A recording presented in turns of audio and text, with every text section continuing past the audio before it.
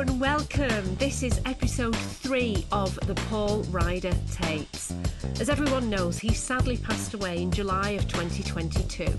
But in the months leading up to his death, he sat down with me, his ex-wife Angela Smith, to record his life story in absolute depth, with all the secrets revealed and no stone left unturned.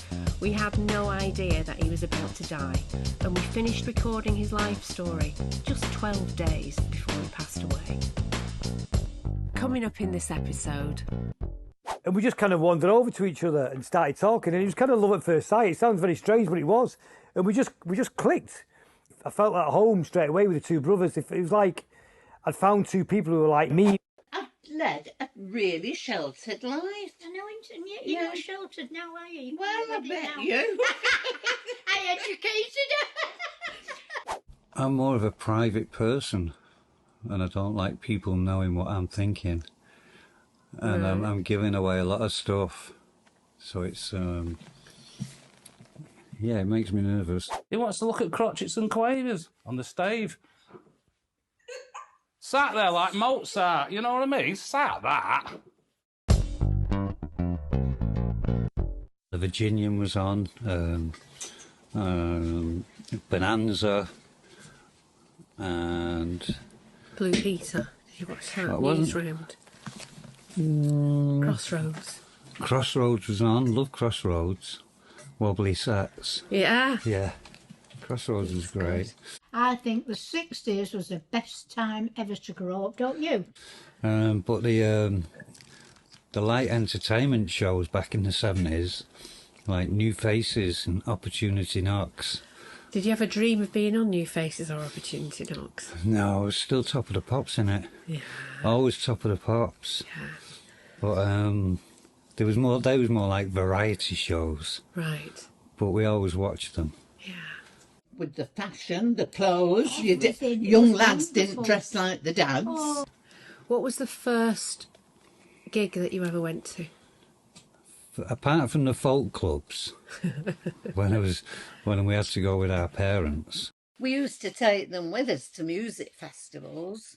Who did you take them to see? Can you remember any acts that they saw? Well, they were mainly folk festivals we took them to. It was folk, you know, Steel Eyes Stan and people like that.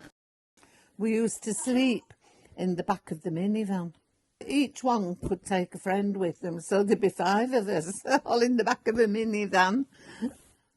First proper gig was... Shaun was working at the post office. I was 14 at the time, and he came home with tickets for the Ramones. The Ramones? Yeah. That's cool. Yeah, so me and my mate Chris Whittle from school and Shaun went to see the Ramones at the Free Trade Hall in Manchester. And there was a band supporting them that wasn't punk. But we really liked them and found out it was Talking Heads. Wow, who you ended up working with? Who ended up working on your with? 4th album? Yeah, so we went full circle.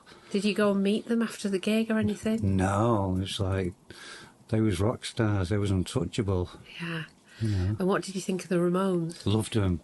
Yeah. Loved the Ramones. Have they influenced your music in any way, do you think? Not really. Not No. really, because you know, some of their songs lasted 2 minutes and they were so fast, Yeah. you know, but it was like, but I loved it, but there was no groove there. No. I was more into groove stuff. How did you first get into groove? When Paul was a baby, I used to be on the piano. Derek would be on the guitar, and we'd give them a tin plate with a spoon. And they'd bang the tin plate with a spoon, or a pan lid for cymbals, pan lids for cymbals. Back to playing records at cousins' houses. We had more cousins from my Auntie Winnie's side who had 4 daughters, and they was a bit older than me, a bit older than Shaun, a couple of them. One was my age, but they was the ones that was into the Motown stuff that introduced us to Motown. Right. Yeah. But the funk, that whole funky bass sound, where was that from? Was like Funkadelic or? Another album that changed my life, I think it was 17 or 18, we used to go to the local nightclub, the Oliver's it was called, in Swinton. And one night they was giving albums out, and I got a Funkadelic album, and went home and never heard of them. Went home and played it, and it just blew my mind. Really? Yeah, I just really got into Funkadelic from that day. Because that definitely influenced Yeah. the direction of the Mondays, didn't it? Definitely, that yeah. groove, that bass groove. Yeah. How would you, if you had to describe the Mondays sound to somebody who'd never heard of them before, how, because I always struggle to describe Me it. too. Really. It's like indie rock with grooves.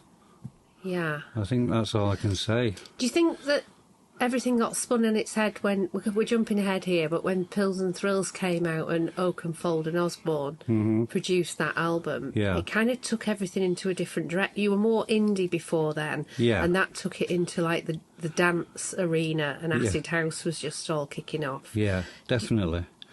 Yeah, Well, we recorded that. We went to Capitol Studios. And I In think- LA? In LA, yeah, to record Pills and Thrills, what became Pills and Thrills. And we went with 4 or 5 different ideas for songs, and we finished them off in the studio, and the rest of the album, I think like 4 songs we wrote in the studio. wow, There on the spot. wow. Everything about my relationship with Happy Mondays felt natural. It was one of those special moments that you don't get often in music. You don't get often, this is going to be a hit. We are creating more than a record. We are creating a movement. You very, very rarely get that. Otherwise, everyone would be making hits. Right? Did you know? I'm so, and this isn't me being big-headed, it's just being honest, I was so confident that this was the beginning of something big. I remember I'm playing it on the dance floor, seeing the reaction of the crowd, right?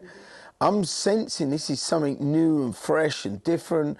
It was, you know, it was the right time at the right place, and the music, it doesn't happen often. So you found LA very inspirational. Yeah, yeah. Do you feel like there's the spirit of LA in that record? Oh, definitely. Yeah, you couldn't have done that if you were in Swinton. No. No. And it sounds extravagant going to LA and recording at Capitol Studios, but it was just the same price as recording in London. Was it? Yeah. Or even with all the accommodation costs and Yeah, everything? because we would have had to have accommodation in London. Oh, that's true, yeah. Yeah, so it worked. It's, you know. It's warmer.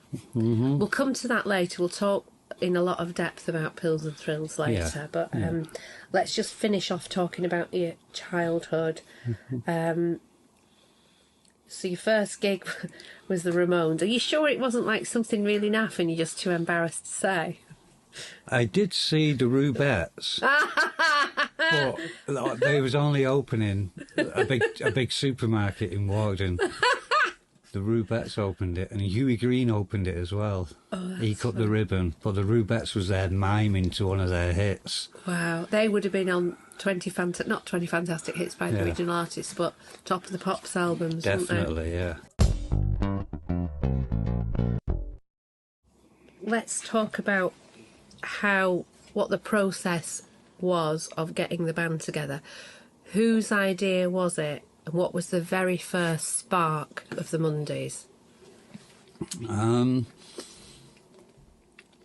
Shaun had a band with Matt Carroll from Central Station Design, my cousin, and his mate Lanky.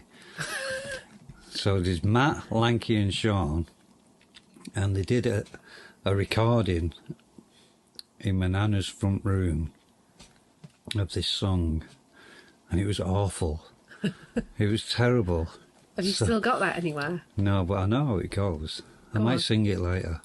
Sing it now, go on. No, I can't. So they did that probably for about a week, 2 weeks, and then split up. Why, artistic differences? Probably, yeah. Probably. It was more fun going to the pub for them. So after they did that, it gave me the idea of forming a band. Right. And How old were you at the time? must have been 18, Okay. maybe 17. Working in the clothes shop still? No, I was at the post. I was delivering telegrams at this point. Right. Thinking of how do I get out of this? How do I start travelling? Still thinking the same. And it was like, okay, form a band. First thing you got to do is get a gig. Then you got to get a record out. Then you travel. So we formed the band. Went through a few different Who's names. Me and Shaun. Just you and Shaun? You were the two original members? Two original members, yeah. Paul and Shaun asked Gaz Whelan to be the drummer, but his mum Sandra explains that this almost never happened. I was always on top of trees and I was swinging off to it like a bloody monkey, really. He was just down, and he broke the but it was mad. It was shattered his arm and his shoulder, and they were going to amputate at one time. It was that bad, really. And yet he managed to play the drums like he did. The very first time I met him was in the side street up from where I lived, and he was just sat on the curb really quiet. And we were all playing football, and he didn't. I remember him. I just remember him. I remember it was him. And he didn't say anything. He was playing it very cool, like I was very quiet. Well, people think he's very cool. He's very quiet, really, weren't he? He's shy of a lot of things rather than really cool. No, he was cool as well, but you know what I mean. After he came out of hospital, he was going for physio and different things for quite a few weeks. And we came out of Salford Road and we were at the bus stop waiting for a bus to go back to Wardley. And there was this woman in the queue. And she said, "Oh, have you been to the hospital?" I said, "Oh, yeah." She said, "Oh, it must have he's had a bad day." So I was telling her all about it anyhow. And she said to me, "He'll be all right, him, you know," she said. I said, "Well, he wants to be a footballer." I said, "But I don't know now, you know, he's lost a lot of confidence." And she went, "He won't be a footballer." I thought, fancy telling me that, and him, well, he's stuck there. And he was only 11, as I say. And she said to me, "I'm going to tell you what, now he's going to be in a band and they're going to be very popular." I said, "Him in a band?" I said, "He couldn't move his arm." She went, "I'm telling you." And I always remember that. That was a woman at a bus stop, and I've never forgot that. Shaun was married to this girl, Denise, and her younger sister, Bev, was in my class at school. And Mark Day was in the 5th year and I was the 1st year, but he had a younger brother in my year. And they were both saying to me, "Our brothers and my sisters are in this band. They want you to come as a drummer." And I said, "Well, I'm not a drummer, I've just got a drum kit." And I thought, it can't be the same band. And they kept persistently asking. I put it off. And then one day, they were rehearsing in the school in the room I learned to read and write in this little church school across the road from where I used to hang out on this park. So curiosity got the better of me and I walked over. And I realised it was the kid with the cool hair from when I was like 9 years old. I'd known Gaz for that long, but I didn't know his name. Right. So it turns out to be Gaz Whelan. And he went to that practice, didn't he? He was only about 13, in the school at All Saints. And there was Shaun there and Mark Day was there, so I'd seen them before. And then I spotted on the other side Paul. And he had a big cardigan on. And he was kind of, both them to introduce themselves. Paul would look me in the eye and he kind of like, all right, he would mumble. And I sat down and they played the songs and it was obvious that it was Paul's band, even though he was the quiet one. They were all bass line driven. And I was kind of watching him. Kind of Shaun had all this echo on his voice and you couldn't really hear what was going on. Mark was off doing all this mad guitar. But the bass lines were really catchy, and he was stood, and he dressed. I remember him looking really smart, and dressed really smart, and I just thought he was really striking to look at. Then, as the rehearsals finished, kind of Mark packed up and went, and Shaun did, and we just kind of wandered over to each other and started talking, and it was kind of love at first sight. It sounds very strange, but it was, and we just clicked. I felt at home straight away with the two brothers. It was like I'd found two people who were like me, even though they were very different than me. They weren't into football. They didn't hang around with a big group of people, but they seemed very similar. And all of a sudden in that room, I felt like I'd found my two friends. But it became very apparent within a couple of hours that there was one friend who was going to be my real friend. Not because Shaun didn't do anything I didn't get on with. I just kind of was attracted to Paul. There was just something we got on. And they liked him and he liked them, and that was it. Yeah. And by the second rehearsal, We were best mates. By the first time I brought my drums down and played, nothing to do with bass and drums, we were just best friends. I thought it's really weird that maybe like my mum and Linda, we just clicked. And his mum let him have a week off school. Really? Did she? To learn the bass, to learn the drum patterns that we was doing. So he had a week off school. He'd got the job anyway because he came dressed cool.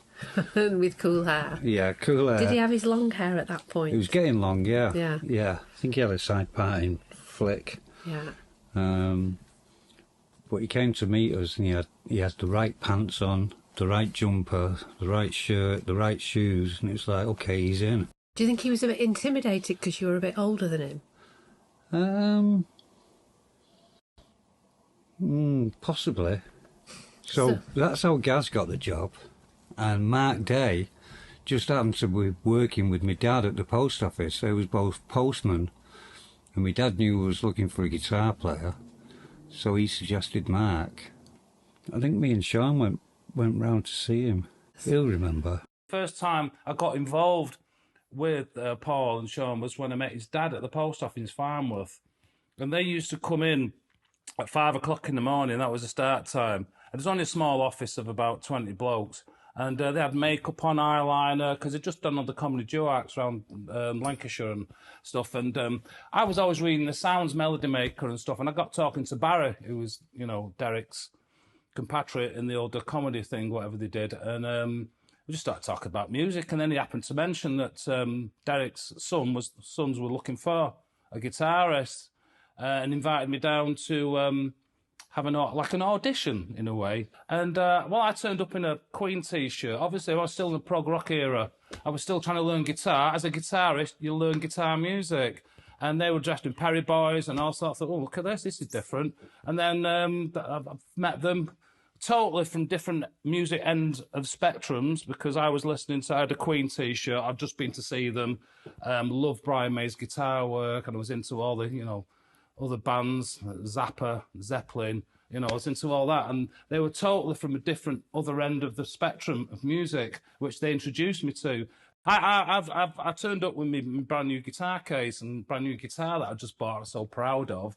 So, yeah, and then I think Matt was there as well, actually. And he had his guitar in a placky bag or something, which was like... Can you play guitar? Yeah, I can play guitar. I was like, right, you're in the band. Okay. It was as simple as that. Yeah, no, and we just went from there, really. And obviously, Shaun and Paul liked, you know, it worked, it gelled. Derek was there Derek, Paul's dad, was doing all the sound and stuff and the mixing their stuff. Reading music, to be honest, when we were learning, we never wrote a record or done anything. It's boring. He wants to look at crotchets and quavers on the stave. Sat there like Mozart, you know what I mean? Sat that. I'd rather do a load of drugs and do music than do that. That's too curriculum.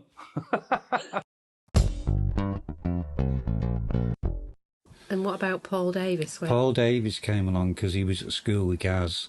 Oh, okay. And it was like, what? Gaz was like, I want to bring my mate to rehearsals.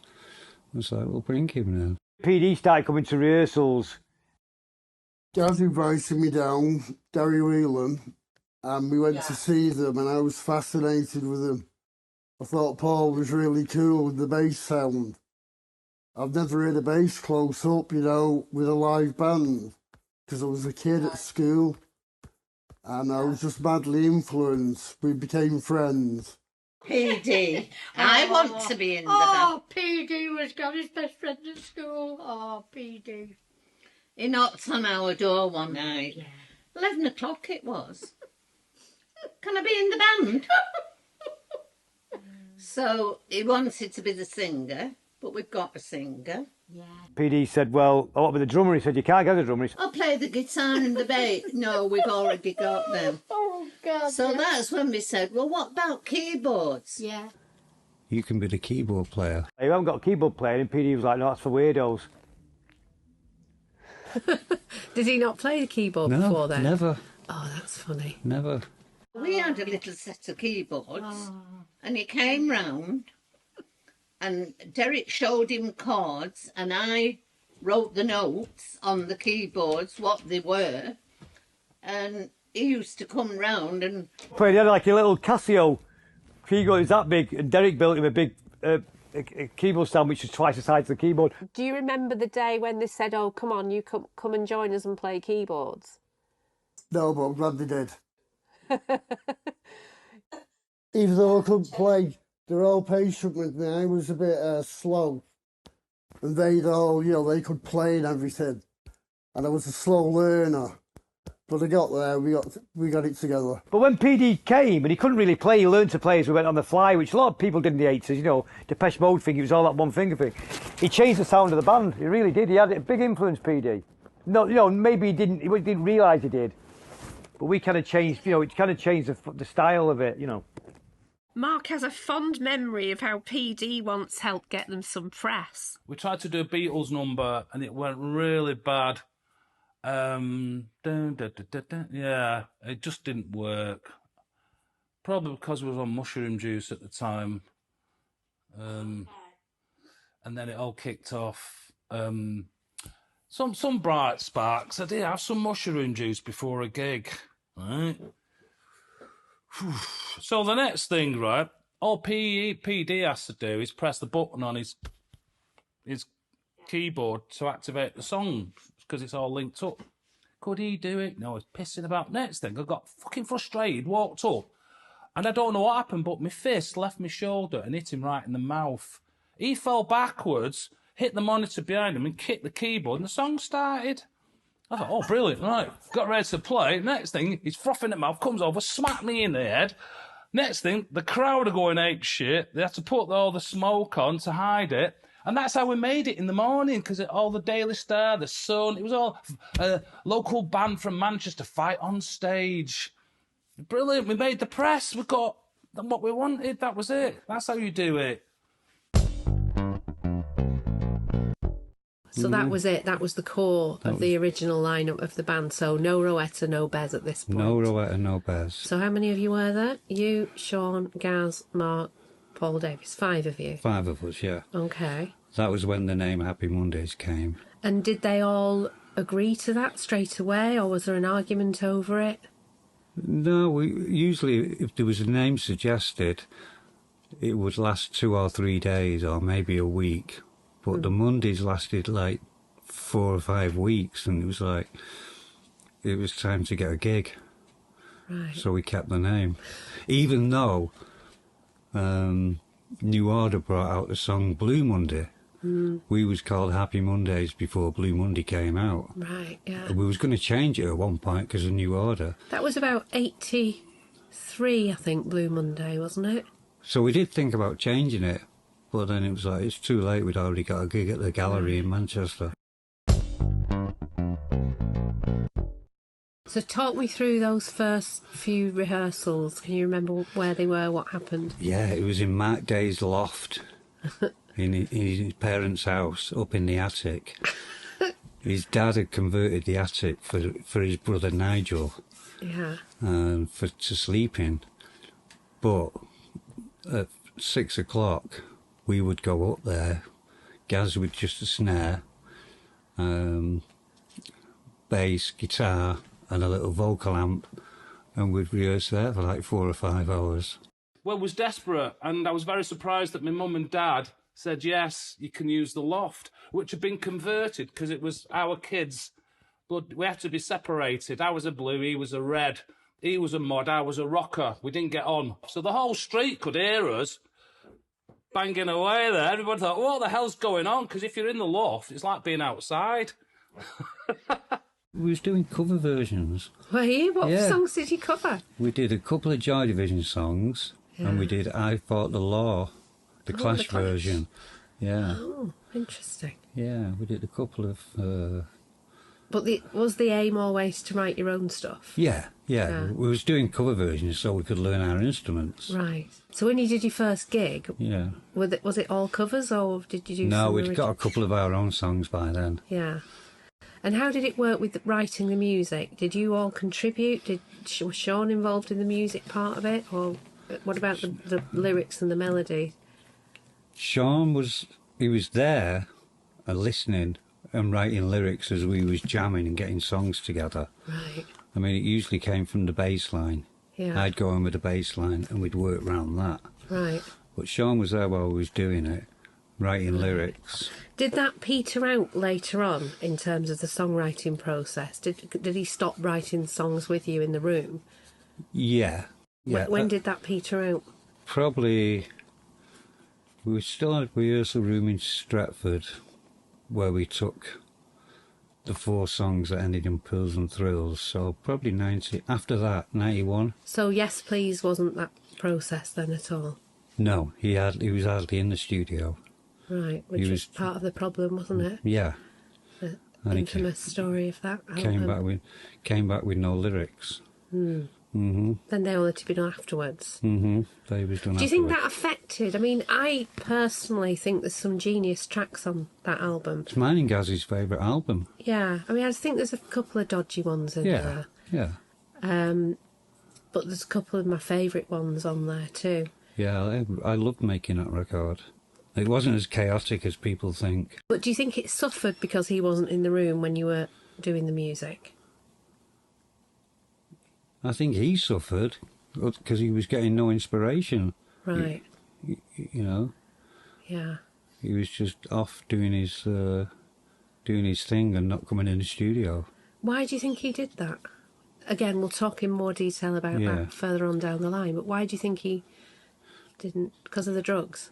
Because a big bottle of methadone was dropped on the floor in Manchester Airport. Yeah. So he ended up in Barbados with no methadone. Right. So he just switched drugs to cope. Yeah. You know, if he hadn't dropped that bottle of methadone, who knows what would have happened. Wow, that could have been a completely different album. Mm-hmm. And then since then, the Real Mondays have not written an album together, is that right? That's correct, yeah. We did one song a couple of years ago when we went to Panama. Oh, yeah, that's right. We did Ooh La La in Panama. Yeah. And Shaun was there while we was jamming and getting that together. Right. Scribbling away like the old days. Oh. Yeah. Did that not inspire him to want to do a whole album then, do you think? Maybe. He's probably even forgot he did it. Did that sell, that record? I'm not sure. It was a charity record, Charity, wasn't yeah. All the sales went... It was done on download. Yeah. And all the sales went to that village. Yeah. And then... No, it was up for an award, that one. What? That particular show, the Mondays one. Was it? Yeah.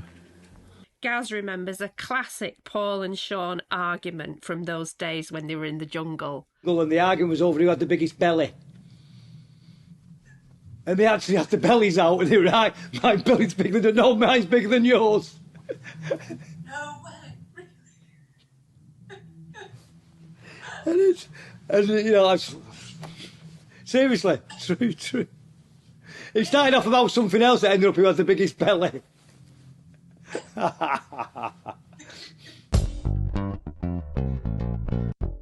Every one of the band members at this time had grown up in Salford, and Paul and Gary's social spirit had clearly been inherited, at least in part, from their mothers, who also grew up there. I was brought up right near the docks, you know, so people go, oh, and all the brothels. We used to go in these pubs when they let you out, and you used to have a pass to come out of the dance hall to get in the pubs for a drink. Didn't really drink, perhaps had one drink and you'd have one pint. And we're like 15, 16 at the time.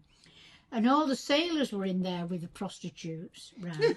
I mean, my mum and dad nearly died when they found out. But then they'd start a fight, oh God. And the stools, not the teddy boys, the prostitutes were the sailors.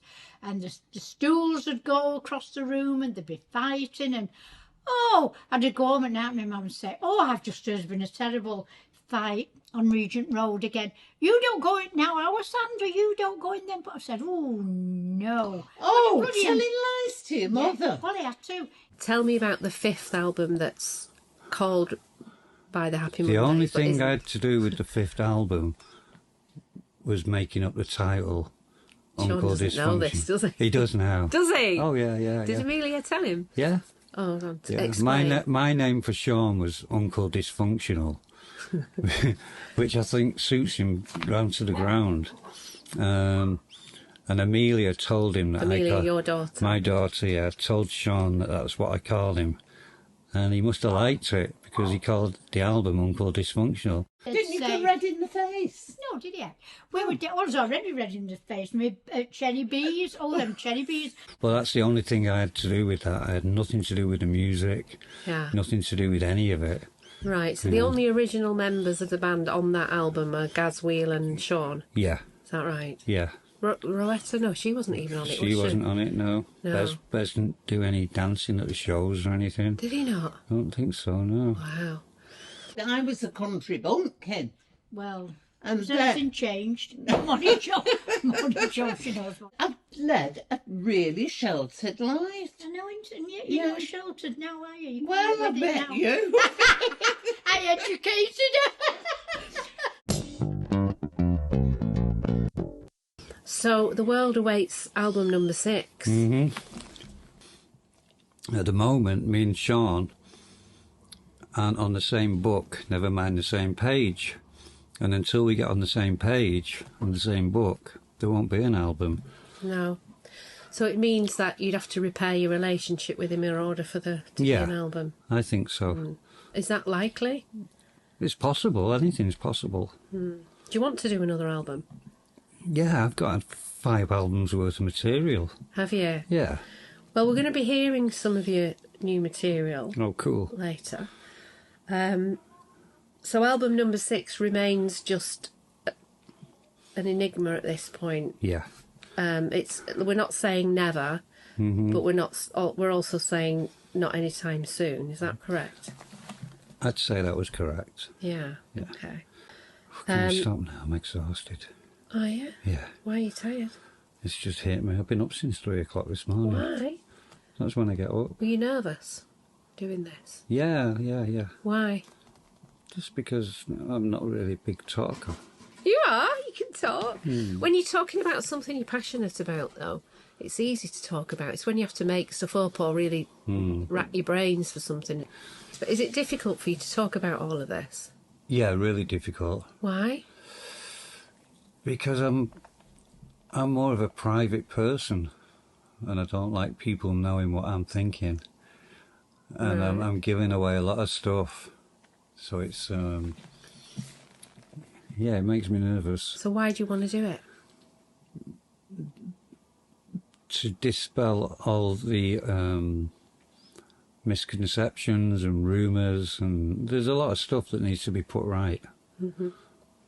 There was a really horrible article in one of the tabloids a year or so ago, which was basically you just slagging Shaun off. Yeah. Do you want to talk about that?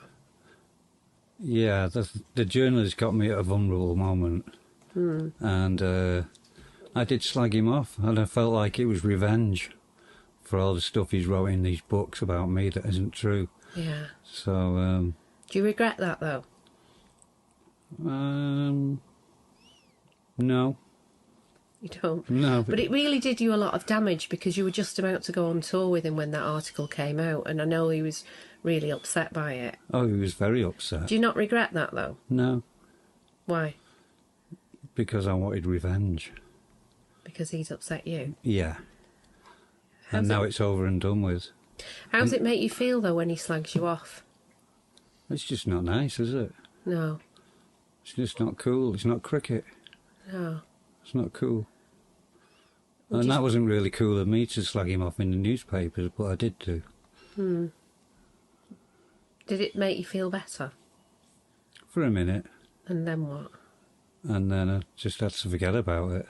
Yeah. Did you think it was a mistake, though? Possibly. If you want to build a bridge, it was probably a mistake, but I suppose you're trying to give him a dose of his own medicine. That's exactly what it was. Here you go, dude, take this. Yeah. All the mud you've thrown at me over the years. Yeah. Here's what I think of you.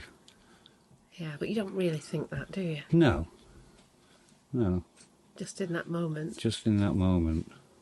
You know, he's my brother, I love him. But he's an arsehole. Yeah. All right, we're going to take a break there. Okay. But we've got loads more to talk about, haven't we? In this therapy session. Is that what it feels like? Yeah. Really? I don't mind. I did therapy for 6 years. Did you? Yeah. Did it do you any good? Yeah, it did me really good. I felt like all he did was blow smoke up your ass, though. Oh, no, he didn't do that. Did he not? No. Are you sure? Yeah. No. Well, it's not my business. All right. All right. We'll be back. We'll be back. Yeah, we'll be back. I mean, we've so much more to talk about. We've got all the albums to talk about. We've got your battle with heroin addiction, crack addiction, alcohol addiction, the whole addiction stuff. We've got your the breakup of our marriage, infidelity galore, and we've got your son's battle with cancer to talk about. Yeah. And we've got John Cale to talk about. Mine, Hannah. Martin Hannah. More about Tony Wilson. No, Martin was only 43 when he died. Yeah, I didn't know that your mum's got his gold disc on her wall. That was nice. He left it to Derek in his will. Oh, I don't know. He left it to your dad in his will. Did he? Yeah, that's what she told me. Yeah, and what else have we got to talk about? I mean, there's so much, isn't there? Oakenfold and Osborne. Oakenfold and Osborne. Chris and Tina, the rhythm section from Talking Heads. We've got your solo project, Big Arm. Big Arm. Which is going to be re-released, I believe. Yeah. Really good album, that. It's a great... I love that album. It did me really good. That was like having therapy. I know. Writing that. Yeah. So we'll talk about that as well. Yeah. And loads of your other... I mean, you've got several... You've got, I don't know, about 6 other musical projects that we can talk about. Like I say, I've got loads of Monday stuff ready to go. Yeah. Yeah. At least 15, 20 songs. Yeah. Well, we're going to be hearing some of the tracks that have never been heard before as well at the end of the episodes. So Great, good stuff. Lots of stuff coming up. First gig we got Paul. We kind of thought, we got through that okay. That wasn't too bad. It wasn't as bad as I thought. And then on the way home, we all sit in the same place. And Mark usually sits in the front, but for some reason Mark sat where Paul sat. Paul sat at the window, I sat at the door, the gap in between us. And Mark leant over and he was crying. So he put his head on my shoulder and started crying. He went, "We never stop anymore for a cig break or for a piss stop, do we?" And he's like, and that's when it kind of hit us.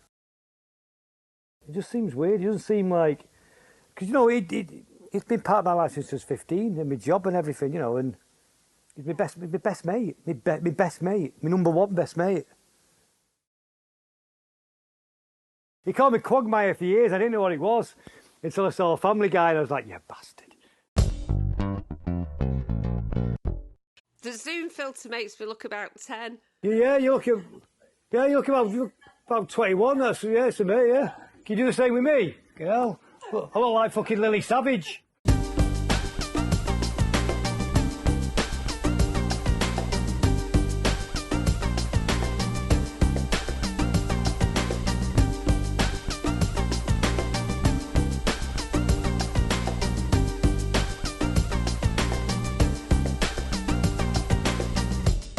Hello and welcome. This is episode 4 of the Paul Ryder Tapes.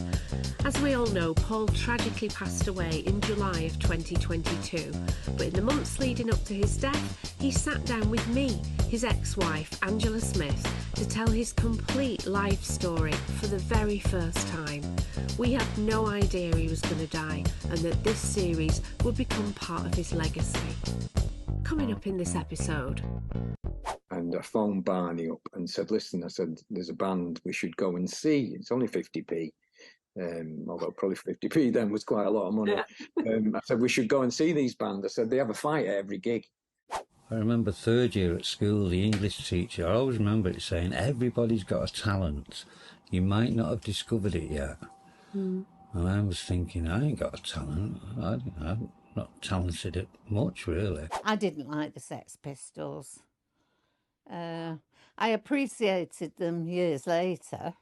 In fact, down the line, as years had gone by, I met quite a few of them at different social functions. Okay. Doesn't seem like a week since we were here before, does it? No. What have you been up to this week? What have I been up to?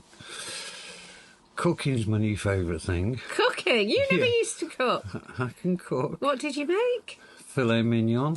No way. Yeah. It's great. You just throw it in a frying pan and fry it. Right, that doesn't sound like haute cuisine, though, to me. No, it's good. It was pretty good. And what did you have with it? What did they have with it? Asparagus. Well, that's nice. Yeah. Cooking. Went to a jazz club. A jazz club? Where? Yeah, in Marietta, Old Town. It's like in a western town. It's like going back in time. Yeah. In Marietta. Yeah, and this theatre that had done up this. I think it must have been an old warehouse. Yeah. And they made it into this theatre with jazz. Not my favourite thing, especially the type of jazz that was going on that night. It was like lots of flute and 20-minute solos on a drum and 20-minute flute solos. It's a type of jazz that Gaz Whelan says makes him hungry for food.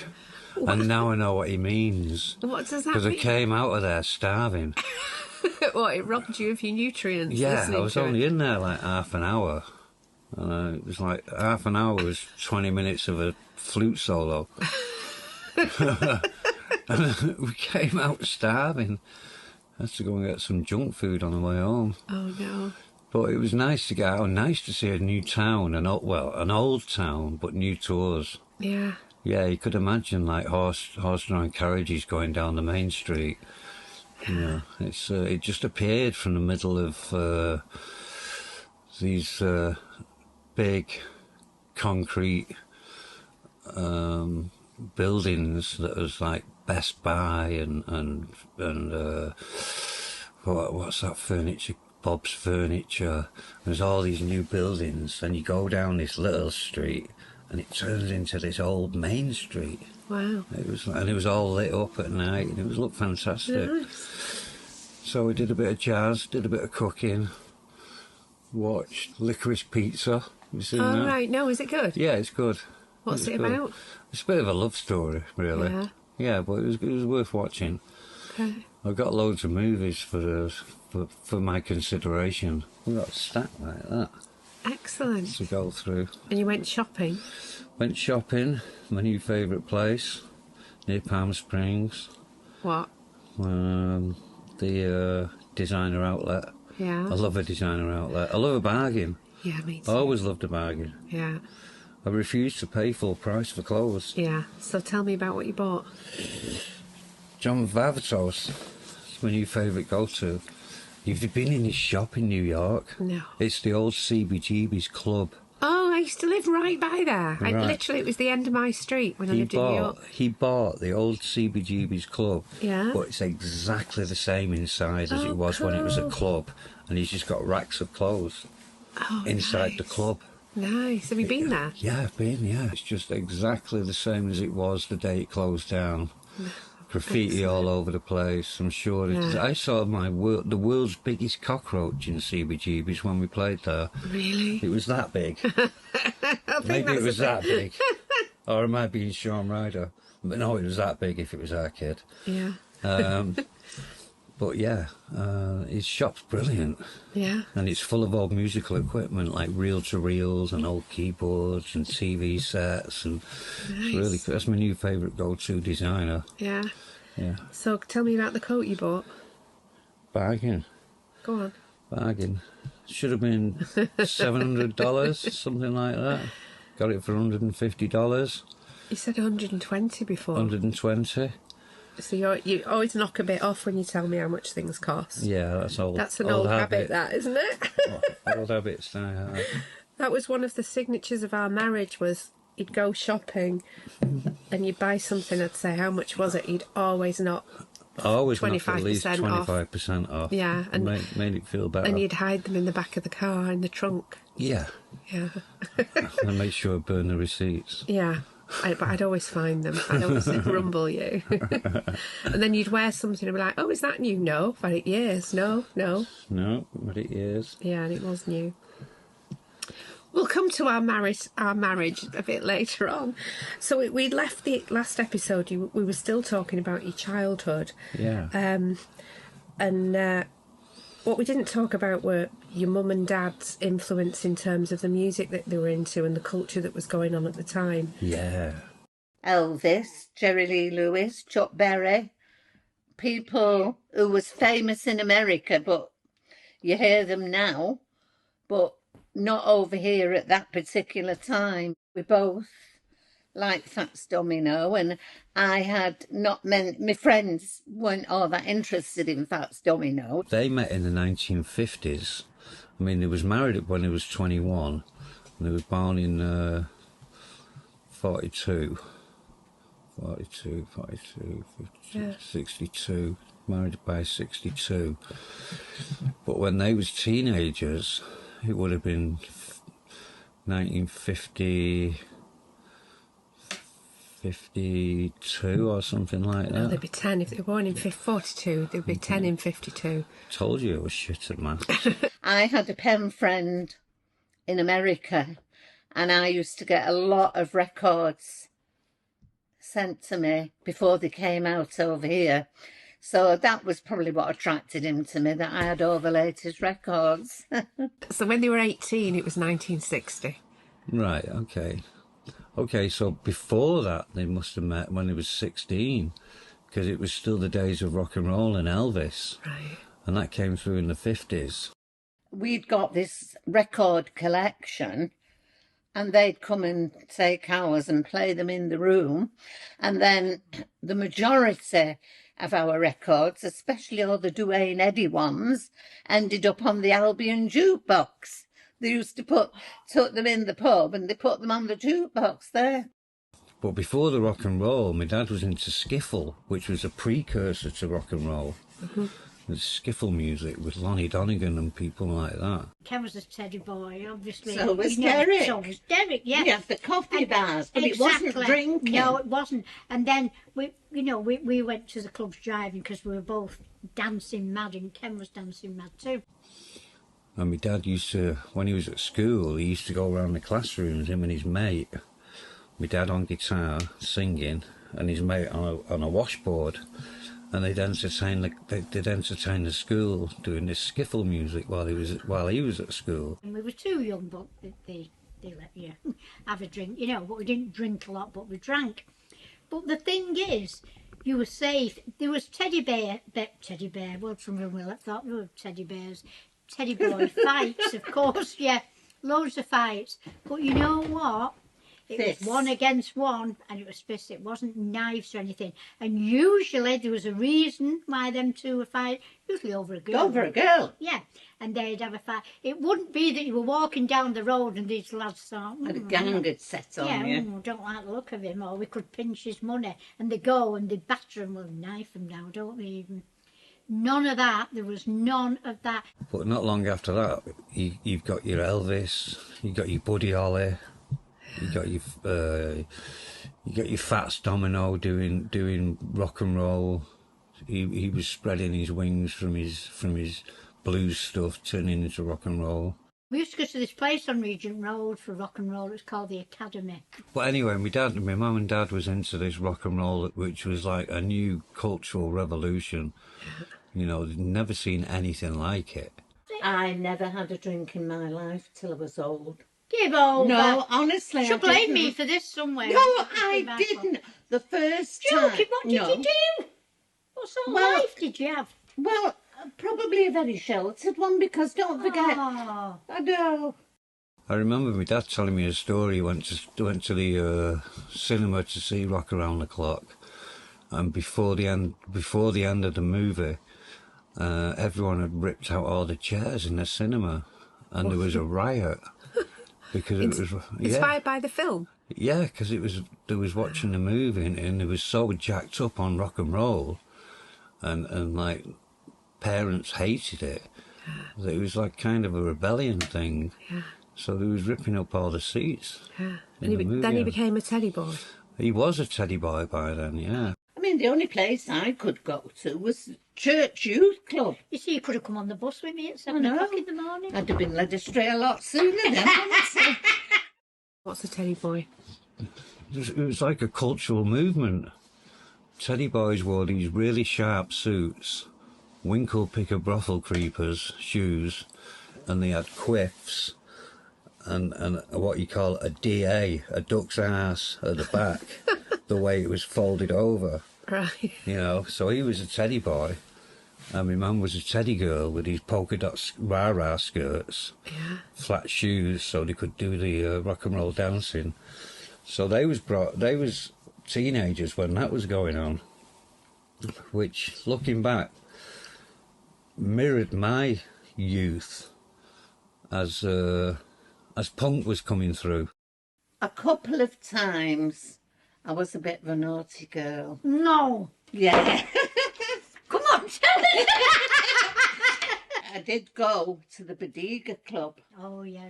Lonnie Donegan and Chris Barber was in the band playing. It was like a jazz club. Yeah. As punk was coming through, same kind of thing. You know, it's like parents hated it. Yeah. You know, this is disgusting. People swearing and like. I remember seeing a headline when I was 14 at school, and it was Johnny Rotten in the Sun. I think it was the Sun, and it said puke rock because he used to throw up, and I thought it was called puke rock, not punk rock. No, it was definitely punk rock. Definitely punk rock, and that came from a journalist in. I think he was American who first used the term punk rock. And were your parents into that, or were they too old at that point? Into punk? Yeah, your dad wasn't he? I didn't like the Sex Pistols. I appreciated them years later, you know, what they'd done and what they were doing. And in fact, down the line, as years had gone by, I met quite a few of them at different social functions that we were at. Yeah, my dad was always into music. You know, he changed with the times. You know, he had a great collection of, which is what me and our kid used to listen to when we was like 6 and 7 years old, was their record collection, which consisted of Elvis, Buddy Holly especially, the Beatles, the Stones, Fats Domino, mentioned him before, and some movie, Rock Around the Clock, they had the movie soundtrack. But that's what we listened to when we was growing up. But he was, when punk came along and we was teenagers, he was well into it. I think he liked the Stranglers most. Yeah. And the Pistols. Yeah. There was that classic gig, wasn't there, in Manchester, that Mick Hucknall was seen in the crowd of. Oh, the Leicester Free Trade Hall. Yeah. Pete Shelley put it on. Pete Shelley from the Buzzcocks put that show on. Yeah. And the Buzzcocks was supporting the Sex Pistols. Right. And 90% of the audience went on to be in Manchester bands. Yeah. Who else was there other than Mick Hucknall? Hooky from New Order, Bernard from New Order, went on to be Joy Division before New Order. Were you at the Sex Pistols gig at the Free Trade Hall? Yes, I was at both, and it was me. I'd been reading about them in the music press, and I was on holiday in Cornwall. 4 of us were sleeping in my car, some holiday, for a week in Cornwall. I bought the I can't remember whether it was Sounds or the Melody Maker, and the front picture was the Sex Pistols fighting at the screen on the green. Right. So I was aware of punk, even though I was a heavy metal fan. To me, their attitude and their sort of everyday life, their struggle, if you like, sort of rang a lot more bells with me than Jimmy Page or, you know, Ozzy Osbourne, even though I liked heavy metal music. So I was intrigued by it. When I came home, I noticed I always read the evening news. I still do it now every day. I always read the evening news, cover to cover. And in the small ads, I spotted an advert for the Sex Pistols at the Leicester Free Trade Hall for 50p. And I phoned Barney up and said, listen, I said, there's a band we should go and see. It's only 50p. Although probably 50p then was quite a lot of money. I said, we should go and see these bands. I said, they have a fight at every gig. That was the allure. Tony Wilson was Mick Hucknall, Marky Smith from The Fall, he was there. So me, Barney and Terry Mason, my friend from school, and Barney's wife went to see them. And it was terrible, to be honest. It was bloody awful. they were fucking terrible. It's just a massive feedback. And basically Johnny Rotten telling everyone to fuck off. The Buzzcocks was there because they put the show on. But, like, yeah, a lot of people went on to form bands. I was watching it and I thought, you know what, I could do that. I could tell everyone to fuck off. And I said to, Barney had a guitar. And I simply said to him on the way out, I said, we should form a band. We should form a punk band. And he went, all right, you go and get a bass. And I went, right. And of course, I didn't know what a bass was. Amazing. When I went to the shop, I said to the guy, I want a bass guitar. And he said, oh, how about this one? And I went, oh, no. I said, that's only got 4 strings. I said, my mate's has got 6. And he said to me, that's because your mate's is a guitar, you knob, and this is a bass. And I went, oh, right, okay, miss. I was 20 years old. Brilliant. So, yeah, I literally didn't know my arse from my elbow. So he said, do you want this one or what? And I went, how much is it?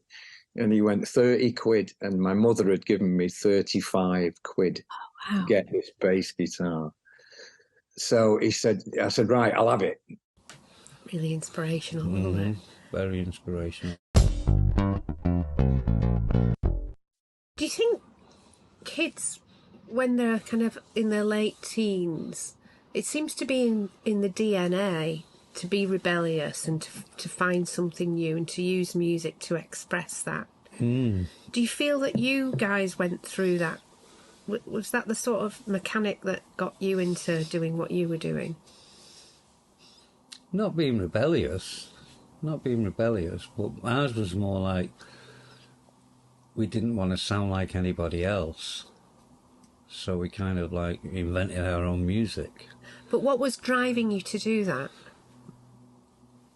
For me personally, it was a way out of normality. Okay, but you could have chosen, you said you wanted to travel, you could have been a tour rep, you could have got a sales job that involved going abroad. Like, why music? Because music's powerful. It's a powerful thing for a lot of people. Explain more about that. Well, it changes you. It can change your feelings within seconds. Right. When you're playing it or when you're listening to it? Listening to it, playing it. Is it more powerful when you're playing it?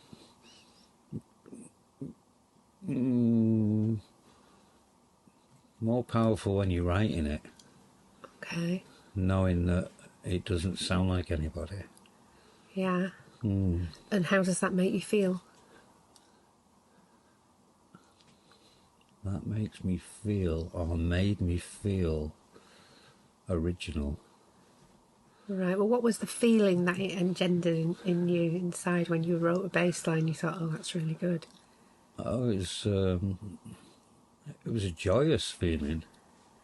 Do you feel like you had a special talent that you found an outlet for? Or do you feel like you just got lucky and were able to just do something that was fun? I don't think it was... Not at the time you didn't think it was a special talent. You was just doing what you was doing. I remember 3rd year at school, the English teacher, I always remember it saying, everybody's got a talent. You might not have discovered it yet. And I was thinking, I ain't got a talent. I'm not talented at much, really. I mean, I was okay at rugby. But that's, but it wasn't till years later that I realised that I can play a bass guitar and that's kind of talented. Did you not realise that other people couldn't really do that the way you could do it? No, I thought everyone could do it. Yeah, I think that's the same like with really good singers. They don't understand that it's a talent at the beginning, do they? Because it's just effortless. And I think that's the definition of a real talent, is when it's just effortless and you have a kind of channel to up there and it just comes. That's when you've found your... That's when you found your special talent. Yeah. Did you ever get that feeling? Do you remember when you realised, oh, hang on a minute, I'm good at this? Probably nearly 40 years later, when we got an Ivan Novello Award for being the most inspirational band. Really? It took 40 years to get an accolade. But didn't you realise before then that you had a special ability? Not really. We were just doing what we was doing. It was just normal. Yeah. What about when... We're going to jump ahead a little bit here, but it's kind of relevant. There was quite a number of years when you weren't in the band and there was a substitute bass player. Mm-hmm. What did that sound like to you? I didn't really hear much, but I know they did a live album, and I've heard some of it, and it's just not the same. It's just not... They don't even sound like the same songs. Oh. They just went off on a tangent. It's like those Top of the Pops albums. Yeah, that's exactly what it was like. Mm. So we talked a little bit last time about the start of the band, and in the original incarnation of the band it was you, Shaun, and who else? Me, Shaun and Mark Day. Yeah. Wasn't Matt Carroll involved at some point? And Matt, oh God, yeah, and Matt. Matt was in the band with Shaun and Lanky. That was terrible. What were they called? I can't remember what it was called, but they had a song called Voices in the Dark. Right, and Matt's your cousin who's part of Central Station Design, who did that logo. He did that there. So the early Mondays, before it was called the Mondays, it was called Avant Garde. Oh. Yes, with me, Shaun, Matt and Mark. Right. So we had 2 guitar players, a bass player and a singer, and a drum machine. And that probably lasted 4 months. Oh. Because Matt was a terrible guitar player. Oh, was he? Yeah. Did he know he was bad? Yeah, I think he left. Yeah. We didn't have to sack him or anything, he left. Well, Matt's not officially left yet, has he? He's never been told. He's all, no, he'd left then, yeah, he was just Paul, Shaun and Mark. You know, but he went on to find it his talent, which is graphic design. Yeah. Pointing at that again. Yeah. So Matt was in the band early doors, and after Matt kind of left, he left. Yeah. He's an artist as well as a graphic designer. Yeah, isn't he? yeah, he's done some great stuff. Yeah. So after Matt kind of left, it was time to the drum machine we had only had 3 beats on it: rock 1, rock 2, and bossa nova. So he was kind of limited. So we needed a drummer. That's when Gaz got involved. Yeah. Oh, and then we were still avant-garde when we did our first gig with Gaz. Okay. Yeah. Where was the gig? The gig was at Wardley Community Centre. Right. And who came to watch you? Oh, it was full. What, friends or just random people? Just people from around the area. I think we put one poster up in the newsagents. Really? Saying there was going to be a gig at Wardley Community. Did they pay to see you? Yeah. Wow, I wonder if we could ever find anyone who was there. Do you know anyone? Yeah, of course I do. All Gaz's mates. It was our youth club, so every Friday we had a youth club disco and all that, bottles of cider outside and all that, as you do growing up. And the geezer who used to run the community centre, a guy called Fred, heard about this local band and basically did the local charitable thing and gave them the first gig. So it was like pretty much all my mates. It was all a load of 13, 14-year-old drunk on cider kids, lads, all pretty much our school, because it was our youth. It was, instead of a disco, we had this gig. So it was like, wow, what's going on here? And it was just mad. It was just madness. And then from then on in, it was like everybody locally had this interest in them. We need to get somebody to talk about. Get Kingo on the phone. Kingo, who's he? He's the hairdresser. Okay. He's got his own shop called Kingo's in Swinton. You hear me now? Yeah. Can you hear me now? Yeah. You hear me now? Can you hear me now? Yeah. So you're Kingo? Yes, I am, yeah. Yeah. It's good to meet you. It was really weird because I've not spoken to Gary since the funeral, really. And I sent him a text. I was like, do you have any idea where we could get hold of a guy called Kingo? And he's like, yeah, I'm seeing him tomorrow. I've got an appointment with him. It was just like really weird. The time was just really weird. Anyway, what was the gig like? There wasn't loads there, but there was enough to fill that place. Yeah. Derek Ryder was obviously the roadie then, and he remained the roadie, didn't he? Yeah. But yeah, I actually mentioned this to Gary because I said you did Joy Division covers. I remember these days, and he did a Depeche Mode cover. They were doing not their own thing. I don't recall them doing their own song. Whether they did or not, I'm not really sure. It was a Thursday night, and we did 3 Joy Division songs, 1 Depeche Mode song, and 2 of our own. One song called Saigon. We was obsessed by Vietnam, and this was this TV show on late at night. And we did a song about Vietnam, which we really liked, but Shaun hated it. And his lyrics were brilliant, but he hated it, so we never did it again. So we did that. And he kind of just passed everyone by. The people just went, all the local kids came and watched it. It was like, all right, you know. But we was only young lads, you see, so I think it was something to do better than sit in the park. Let's go to the community centre to watch this band of theirs. So do you remember whether, did they play their instruments right? Did they get the songs right? What was right to us, obviously, was a load of young lads who weren't musicians, so as long as it was just a bit of a rattle and a load of noise, it seemed right to me, yeah. But, yeah, it seemed to go to plan. Like I say, if it's like a racket and a load of noise, you enjoy yourself, don't you? We just to get a gig under our belt, it was fun, it was brilliant. And then that's when PD joined afterwards, because we went outside and he wouldn't let anybody near us to talk to us. My band, I don't remember it, but everyone was saying that he was going, it's my band, keep away, keep away. I don't remember that, but that's what everyone else says happened. So someone said, they've got to get him in the band. And how was Shaun at singing? He was all right, yeah. Yeah, I did. Yeah, he was okay. But, you know, like I say, again, it's sing how you want, don't you? Like I say, as long as it's a load of racket when you're young lads and everything, it was accepted quite well. I just remember about the New Order haircuts. It was all sort of Bernard Sumner haircuts then, because that was obviously an influence once at New Order. So, and that sort of, they were ahead, in my opinion, of that fashion. Apparently, someone went in Kingo's Barbers this week, he said, doing podcasts, they're calling me from LA now. He said, I'm going to have to get some merch together. It's great, isn't it? I think we did 3 Joy Division songs. Joy Division songs was quite easy because the bass line's not on one string, right? Which was great for me because I was still learning how to play. Yeah.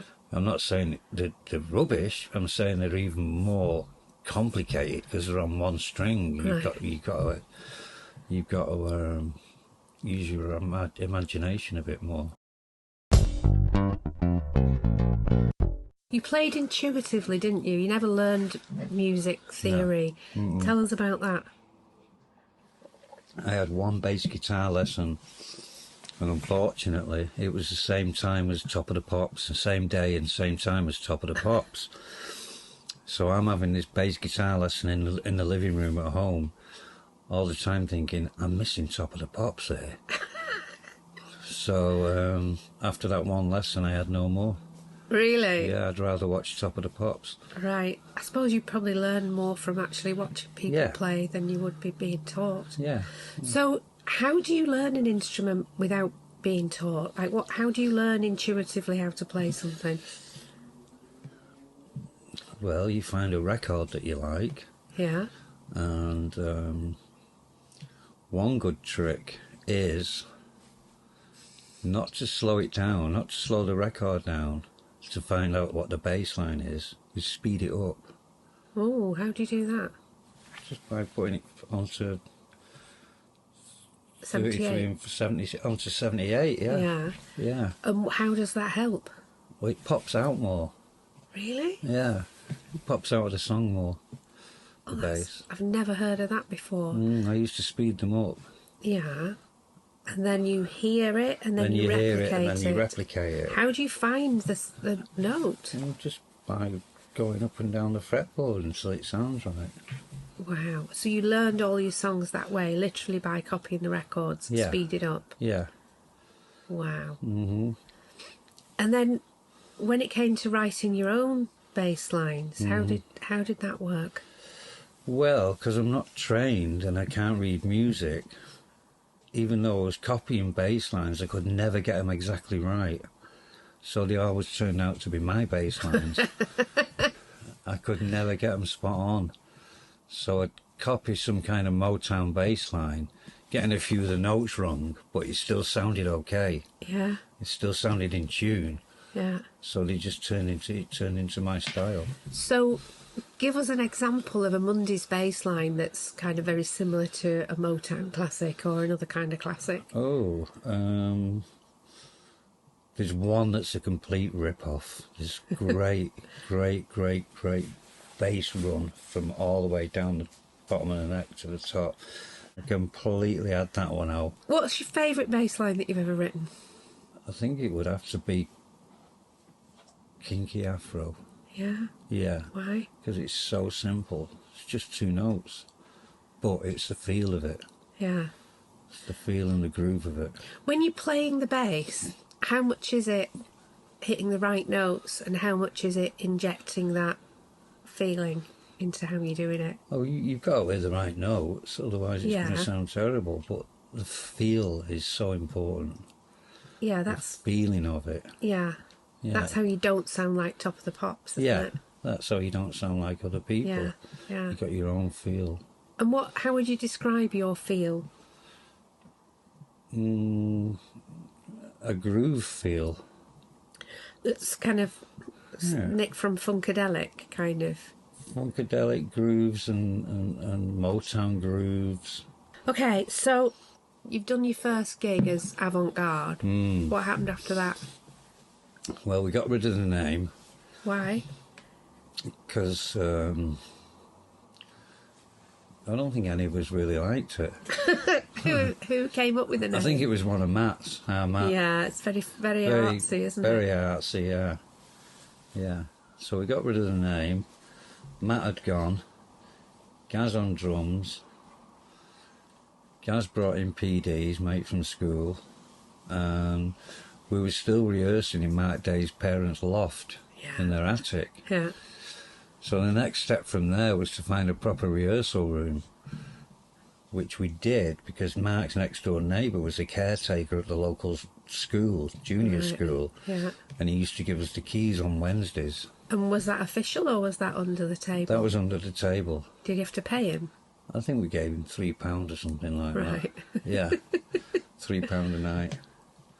So we got our... Did you make a mess in the school or did you leave it as you found it? No, we left it as we found it. Yeah.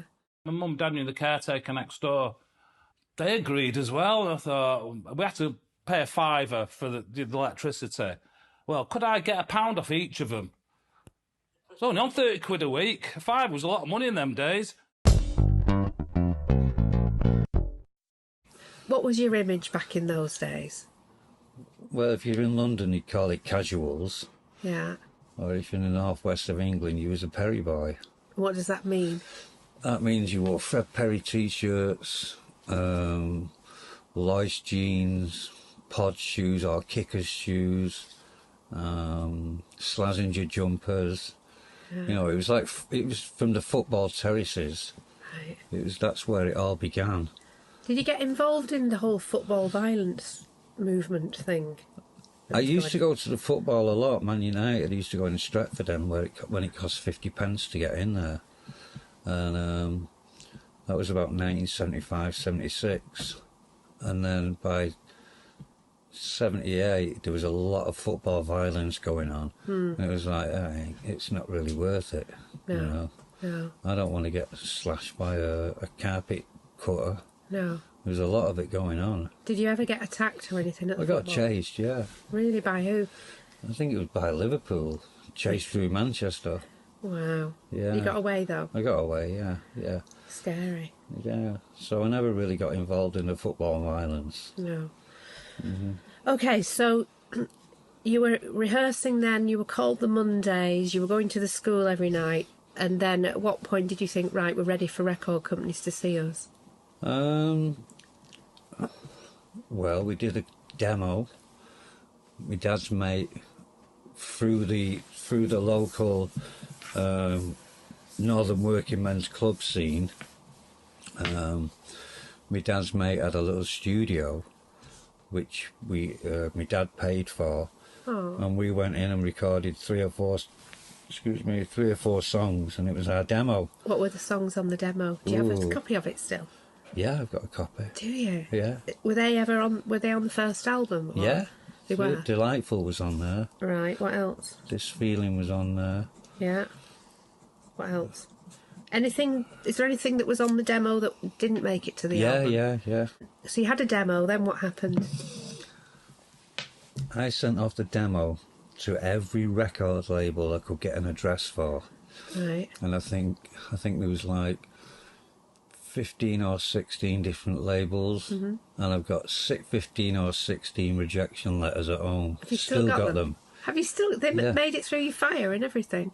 At my mum's house. Oh, lovely. She's okay. still got them. Right. So I got rejection letters off every major label. And what was their reason for rejecting you? Sounds good, but not quite what we're looking for. Right, it's a standard response. Yeah, and it wouldn't be what they're looking for because it was brand new music. Right. They'd never heard it before. Yeah. So that didn't dishearten me. That just made me want to carry on even more. There's a lesson, isn't there? I mean, a lot of people, if they sent their work to all of the potential outlets for the work and every single one rejected them, they'd think, oh, maybe I better get a real job now and go and work in a kitchen factory. That's the opposite effect on Tell me. me about that's really important. This is a really important inspirational lesson for people that are listening. Yeah, no, it just made me angry, and it made me think they were stupid for not getting it. But with hindsight, you were absolutely right, weren't you? Yeah. So what was the next step then? What do you do if everybody said no to you? We needed to get more shows, more gigs. Okay. You ended up, London Records came to see you, so obviously you got some sort of interest. Was that from that initial mail out, or was that subsequent? No, that was from the initial So mail you didn't out. get 16 rejections. You got one potential bite then, didn't you? Yeah, but it wasn't really encouraging. It was like... What did they say to you? It's interesting. We might be in Manchester in 3 or 4 weeks. We might come and see you. Right. You know, it wasn't like, okay, let's go. Right, but they did come and see you. But they did come and see us, How did you feel when you got the call saying we want to come and see you? Oh, it was exciting. And what did you all think? Like, do you think, wow, we've already made it, we're going to be superstars? Probably. Yeah? Yeah. Do you remember when you got that call? We got a letter first saying, give us a call on this number. Right. So none of us would make the phone call. We was all too scared. So my dad had to do it. And then he arranged for them to come up and see us in this school, this classroom at the school. That's when the bricks came through the windows. So Paul used to send these cassettes off to all the record companies. Those Paul did all that and info, and then some record label got back in touch. London Records it was, ironically. I was at the publishing. No, it was London because we went with the publishing in the end, London. And they said they're going to come up. And one of the head of A&R, I can't remember his name, Derek knew him because he'd signed, I think Paul had sent it to him because he'd signed a few bands from Manchester. So they arranged to come up. And it was an old school, it was like an old church, it had a big bay window. So we'd set up playing, and they turned up, and they were from down south, and they were always a bit nervous coming up north anyway. And it was in an area that was okay, it wasn't a bad area or anything, but they packed up, so the car's okay outside. We're like, yeah, fine. And they came in, and literally, halfway through the first song, a brick came through the gable end window, and I think it was an old girlfriend of mine, I'm not sure, because she used to hang around there, we'd fallen out. And they all dived on the floor like we were under attack. And we said it's fine, we got up and and they went and checked the cars and they came back and they said, does that normally happen? And Derek said, yeah, but they must be getting good. So they said, why? He said, because it was only half a brick this time. The bricks, I mean, you couldn't make that up, could you? No, and no. you don't know who did it or why? No. It wasn't Matt, was it? No. And you've never found out who it was throwing the... Did that put them off you, do you think? Possibly. Yeah. Yeah. But if that is the case and the bricks hadn't come through the window, then maybe you wouldn't be where you are now. That's true. You know, it all happens for a reason, doesn't Everything it? for a reason. Okay, so they came to see you and they said, yeah, it sounds good, but you don't have an image. You don't have an image and it's not quite what we're looking for. And they said to us, we'll sign you if you get an image. And we was like, well, this is how we dress. They said, no, you've got to have an image. You know, like Culture Club. We all just went, oh, fuck off. And then they got in touch about 2 weeks later and said they'd sign us on a deal if we changed our image and got a stylist And we all just categorically just said no chance, you know. The clothes are as important as the music for us then. And I'm glad we stuck by that. That was the end of it. That was it. And you've seen these guys since? Oh, yeah. Where? When? What happened? Well, we signed our publishing later on to London Records. Yeah. So they were still around. Right, they came to a gig, did they? Oh, yeah, and we met them in the offices when we signed our publishing. Right. I remember them saying, it took a few years, but we got you. Did you go, no? No. No. Oh, that must have been really satisfying. Yeah, very satisfying. Yeah. So, Gaz, do you ever feel his presence around you? Too much, yeah, all the time. I always think, like, now I'm doing this solo work, whenever I'm doing stuff, I'm always thinking he's judging me. I think, well, oh, they can't do that. Boss would call that cheesy, or Paul would do that. I remember... like, when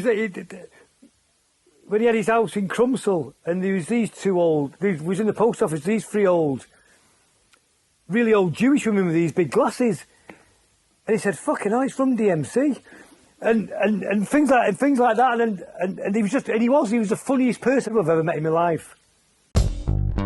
We're almost at the end of the show, but here's a sneak peek of what's coming in the next episode. Shaun was great. Shaun was still Shaun, the Shaun that I like and love.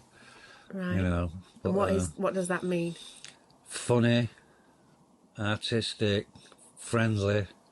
When I got the tape and listened to it, I thought, wow, this is interesting. I wouldn't say it was the highest quality, but it certainly had a shambolic edginess to it that was very interesting. They couldn't have been less bothered about helping me write something interesting about the band. Shaun tells the story that they used to come to the stall and nick stuff, and I think that's rubbish, because I used to have a big iron bar, and if anybody put their hand through to pinch something, I'd smack it. So if you would like to hear episode 5 right now, guess what? Big news for you. We're actually releasing episode 5 immediately right now on all the podcast platforms. So if you head over right now to Spotify or Apple Podcast or Google Podcasts, wherever you get your podcasts, you can listen right now to the very next episode. And we will be back next Sunday with the video version of that episode. But head over right now and check out episode 5 as a podcast, and we'll see you next week for the video version. We're playing out with Never Stop by Big Arm. We'd love to hear from you. If you've got a memory of Paul that you'd like to share on the show, please send us a voice note via the website and join in the conversation on our social media. The web address is paulryder.tv, and there you'll find links to some cool merch as well as all our socials, and you can also become a patron of the show by following our Patreon link. Please give us a nice review and rating, and also please subscribe to this YouTube channel if you've not already done so. We will be back next week with more. Thank you so much for joining us. See you next time. I'll take you for a ride. I'll have you by my side. This is our life.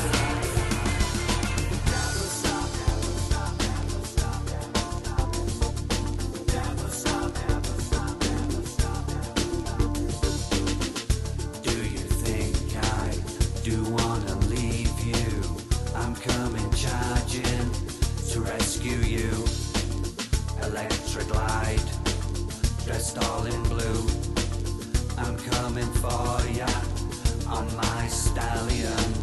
I'm coming charging to rescue you, to rescue you, to rescue you.